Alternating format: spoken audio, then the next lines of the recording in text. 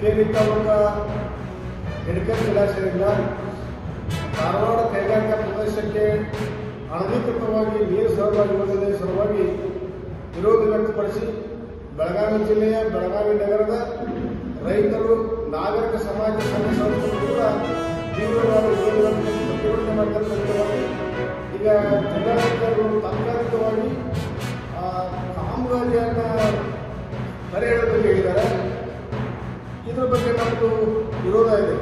ಇದನ್ನು ಪರ್ಮನೆಂಟ್ ಆಗಿ ಕಾನೂನುಬದ್ಧವಾಗಿ ಟೆಂಡರ್ ರದ್ದು ಮಾಡಬೇಕು. ಇದನ್ನು ಸರ್ಕಾರ ವತಿಯಿಂದ ಪೂರ್ತಿ ಕಾಮಗಾರಿ ರದ್ದು ಮಾಡುವಂಥ ಒತ್ತಾಯ ನಮಗಿದೆ. ಈಗಾಗಲೇ ಹುಕ್ಕೇರಿ ತಹಶೀಲ್ದಾರ್ ಕೊಟ್ಟಂಥ ತಾತ್ಕಾಲಿಕ ಕಾಮಗಾರಿ ಬಗ್ಗೆ ನಾವು ಕೂಡ ನಾಳೆ 5ನೇ ತಾರೀಕಿನಿಂದ ಪ್ರತಿಭಟನೆಯನ್ನು ತಾತ್ಕಾಲಿಕವಾಗಿ ಮಾಡ್ತೀವಿ. ಇನ್ನೂ ಇದ್ರ ಬಗ್ಗೆ ಕೈಲೊಂಗಲು ಗೋಕಾಕ ಕಿತ್ತೂರು ಬೇರೆ ಬೇರೆ ತರಲಾಗ್ತಕ್ಕ ಕಾಮಗಾರಿ ಕೈಗೊಳ್ಳಬೇಕಾದ ಅಧಿಕೃತವಾಗಿ ಮಾಹಿತಿ ಬರಬೇಕು.